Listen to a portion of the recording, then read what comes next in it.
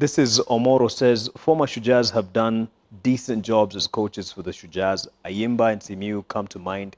If a legend like Injera wants the seventh job, he should get it. We would be lucky to have him. Alphonse Wadenya says, Colin signing the camera for his 200th try is the second most watched Kenya-related video on the World Rugby channel. Ulikuwa umevuta nini, bro? Adrenaline. Yeah, excitement. So he remembers that moment, and it's there even in our highlight. Is it true though that there was you damaged some camera? No, there was this. I can't say damaged. I think that was just Prokopanda, as they say it in Kenya. Even me, I was worried at first. I think after signing it, played the game, finished the game.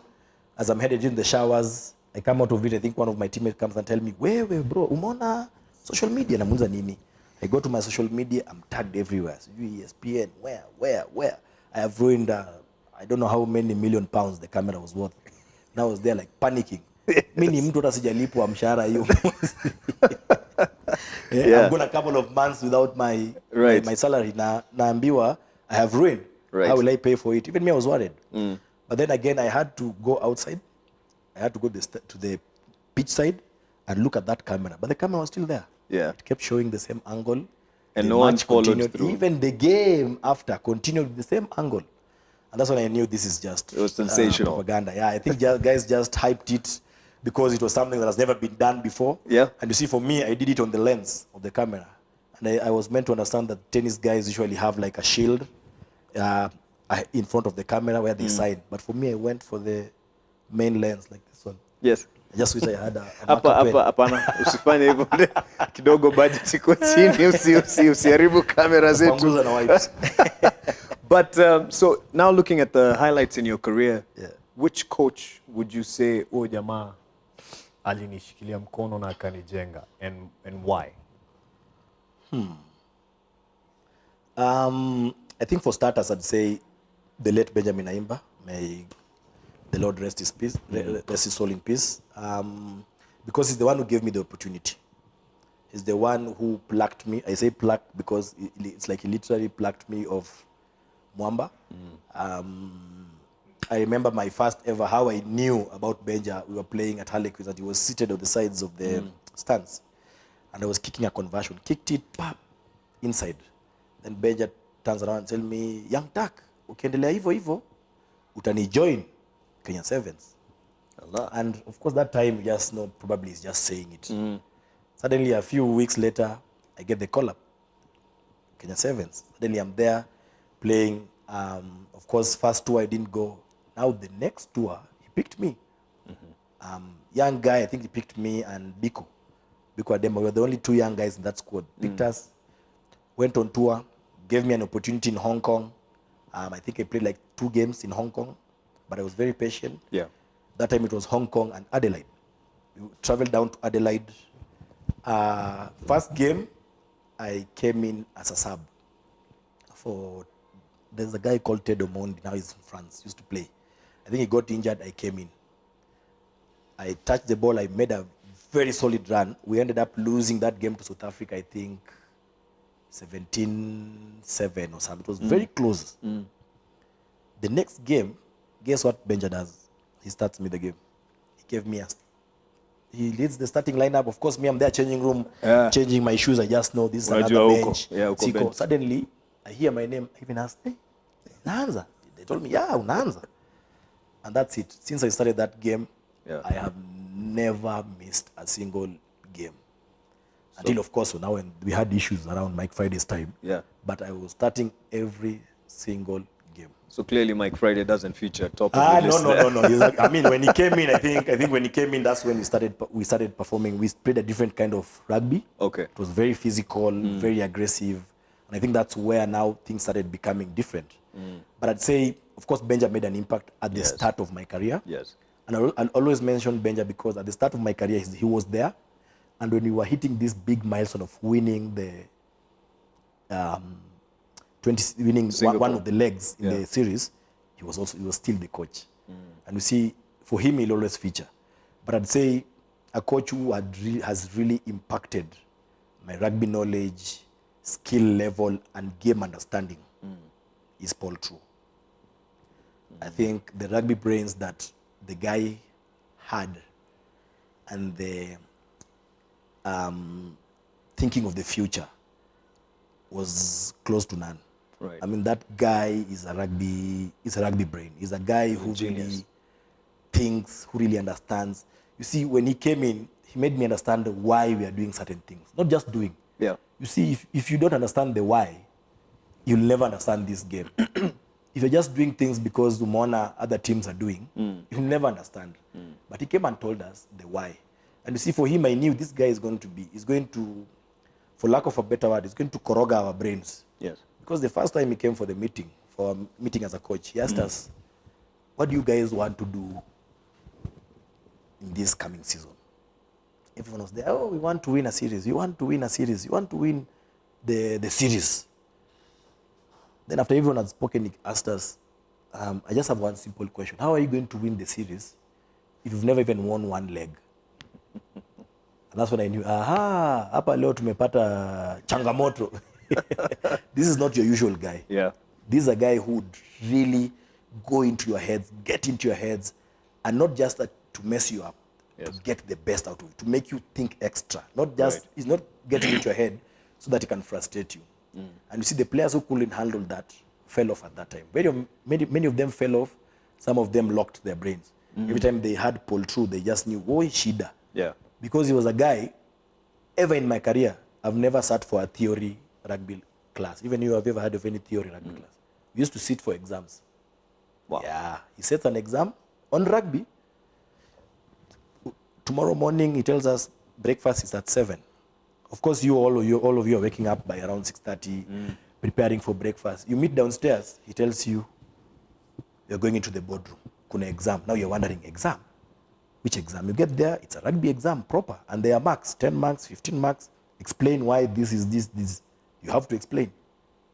He had like a small briefcase like this. He used to carry to small miniature persons. And guys used to really hate it because he meets you at the corridor. He doesn't care where you are. He opens it up. Pap. Anakuambia, panga hii penalty move. He tells you, because we have the moves in the team. So he tells you the name and tells you, do this. Yeah. Panga kila mtu mali anafaa kusimama. And you see that kind of challenge, I think made me as well start thinking outside the box. Understand why we are doing certain things. Understand that sometimes it's not about having an individual do things. It's about the team effort. As much as one guy probably will get the glory, but if you look at it, if you're scoring a try, look at it from the genesis. If a team scores a try against you, don't look at that last tackle that the guy made, that the guy missed, sorry. Don't look at that last tackle. Look at where the problem started. Was it a defensive structure? Was it a team setup structure? Yeah. So kind of things that we never thought of, as we just used to play. We just see, hey, New Zealand wanafanyanga hivi, hata sisi wacha twende kwa pitch, tusimame hivi tufanye. But you don't understand why. Yeah. Now he made us understand, before you do something, how the defense is. If you set up like this, if you see the defense setting up like this, just know that is the best side to go. Certain things. And you know, he made me think about so many things. So I would say he's really had an impact in my life. And I'm sure you've thought of this because Omoro asks online. Please ask Injera why we kick our conversions so poorly. I think I'd say that it comes down to coaching. Yeah. Kicking. Because at the end of the day, all these teams have a kicking coach. Probably he doesn't travel, but the players put time in it. There are some skills that you really have to put time. Kicking, throwing a line out, passing. Those are things that you'll need a skills coach. And you see, if you don't have the capacity to even have a skills coach, we have a coach that will be the head coach, will be the assistant coach, or you have an assistant coach who will be this. So we keep mixing issues. I'm not saying it's a bad thing. We've worked with this before. Yeah. Yes, but now it needs more time. Because like I told you, the Kenyan player caliber, the average 16-year-old Kenyan player is not the 16-year-old for South Africa. The 25-year-old Kenyan player is not the 25-year-old for South Africa. The 25-year-old in South Africa, huyo ni mtu amepitia so many things. Sisi, we'll still be getting excited with meals. You get to Hong Kong, you see a buffet, unasema, wow, that's your life. You're just happy to get 3 meals a day. And you see, Yes. Such things actually affect you. Right. They really do. And there's a highlight here, then, and I believe you even have the pictures. And this was because you've mentioned the being inducted into the Hall of Fame in Fiji, and there was also, several weeks later, being inducted into the Hall of Fame in Melrose, in Scotland. Ulivaa suti kweli, ilikuwa safi ajabu. Kabisa, lazima. And these are some of the things. How are you feeling when, of course, you get the communication that this is going to happen? Na Mkenya pia anaweza uliza ulipata do, kuna kakitu kanakuja na hii kitu ama? I think for me, like you said, it feels nice when Yeah. you get recognized for your contribution to the game. And it also feels extremely nice when it's outside there. It would feel great when it's Kenya. When in Kenya, wanasema, hey, we are recognized, it would feel, because that's the country you'll be representing. Yeah. You've played the game representing Kenya. You are there sweating, singing the national anthem, holding the badge. It's Kenya. It's not Fiji. It's not. But it also feels nice for just other people to recognize you. Right. And you see, I think it just shows that we really need to appreciate our people more. Right. If other people can see it, why are we so blind to see it? And it's not much. It's not even about the money. Kama huyo ameuliza. By the way, hakuna do. Sijui kama nasikia hakuna do. Ni your recognition. But it's a big deal. Big. It's Yeah. a very big deal. Yeah. It's something that you utabaki nayo. Even if you go, it will be there. You'll hang it in your house. It will be there. Even your grandkids will know that was my grandfather. Yeah. And you see, it's not much. Because even in Kenya, we just want kitu kidogo tu. Just isikue tu ati unaenda tu State House unapewa milioni yako or whatever it is they give you and it's done. There are so many ways you can do it. Even Nema, even if it's a street, even if it's a bench on what highway, imeandikwa Eliud Kipchoge bench. Yeah. Hata kama ni ka monument, whatever it is, that is a way of appreciating your athletes. And you see what it does to athletes. It gives them psych. It gives them motivation. It makes them want to work hard. Even the young guys who are looking up to the guys who have already made it, they want to work hard as well. Even them, they want to be there. And appreciation of athletes is not just about money. Would Collins Injera say he feels appreciated at home as he has? You've mentioned something. Yeah. He's retired. He's had all these accolades. Do you feel appreciated by Kenya? I think the rugby fraternity has done it in terms of, if you look at the responses of how people say, oh, you did great. But you see, they've said it. There hasn't been any tangible kind of appreciation. Like, it's like this one, you go to Fiji, there's a plaque on the streets, which will be there forever until maybe Fiji could drown in under something. You go to Melrose, it is there. And you see, the good thing about Melrose is because it's the birthplace of the Sevens game, where the Sevens game started. What an honor. I mean, it's huge. In that Melrose town, my name will always be there. And of course, you come to Kenya, not only Collins Injera, but we have so many athletes. Yep. And we've seen the stories, and there are sad stories that have always come out. And it's not a nice thing. I think even if you appreciate them, give them a way of still giving back to the sport. And I'll use a very simple example. Keep the players in the industry. Keep the team, those guys who have achieved it in the industry. Because you'll need their knowledge. There's no need for a guy to retire, na aende apotelee mbali. A guy who was top of his game. Akipotelea hivyo, there's nothing he's returning.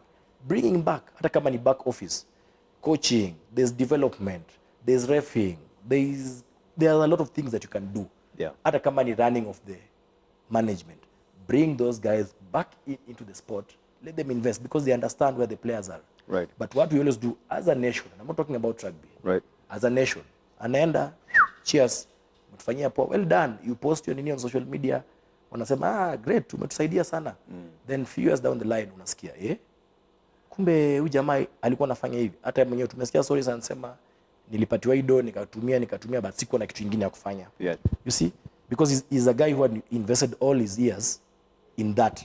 So where do you want him to go if not continue with the kind of process? So I'd say as much as we want to be appreciated, we can also still bring the guys back into the sports. If you're a rally driver, go back into that sport. Let the federation give you opportunities in that area. Yeah. And you see, when you have people who understand the game to run it, Because you described that feeling in Fiji when you were getting the Hall of nice. Fame. Umai feel hivyo Kenya, in line with your work and appreciation? to be honest, no. And this is maybe serious. I think Fiji was such an eye-opener. I never knew. I've had stories.